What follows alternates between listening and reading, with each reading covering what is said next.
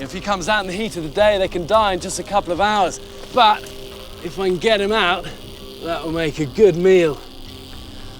There's no way I can just stick a hand in there. Let's try and just keep him in there, and we can go and make some sort of stick to get him out.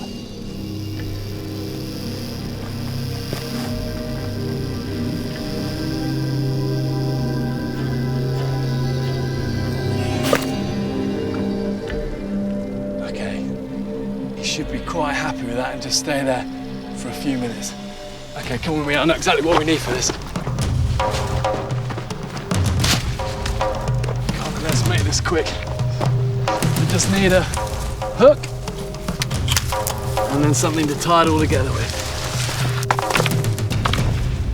I just use this yucca. Gives you a nice long strand of material you can use to bind with.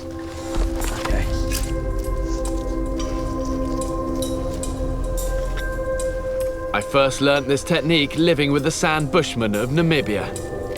Now, it's going to be pretty makeshift, but I haven't got long. Okay, this will do. A little bit of a hook on that. Enough length to keep me at distance from the snake. Okay, as soon as he comes out, he is going to be pissed, all right? So light on your feet and just watch what I'm doing. Get the rucksack out of the way first. That sound tells me the rattler's still in there. It also says that it's ready to defend itself. But its best defense is to stay in the crevice. And this is why these snakes like these sort of places. Because they're very hard to get at. You start putting your hand into it, you're just gonna get bit. Okay, here we go. And that very distinct diamond head. And that tells you you're dealing with a killer of a snake. If he gets those fangs into you and inject you with this hemotoxic venom, and basically what it does is stop your blood coagulating. You end up just vomiting and pooing blood. That's the nastiest sort of death you can imagine. Right, let's pull him out and try and get him.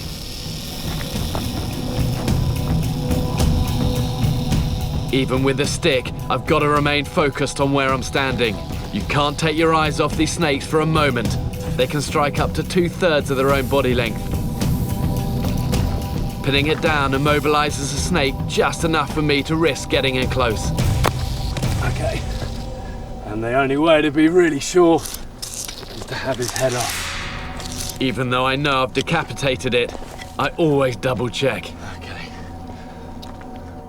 And even after he's dead, you gotta be careful.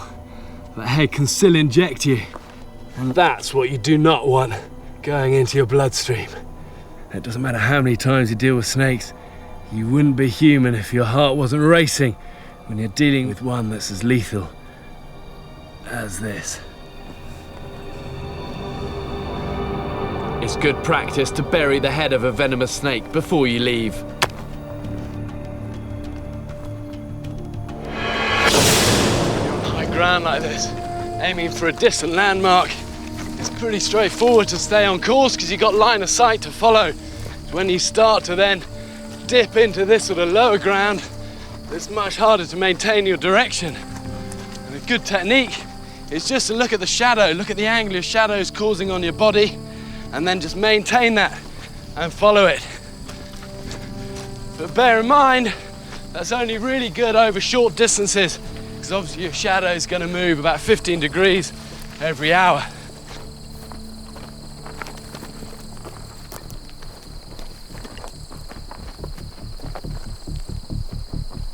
This desert is unrelenting.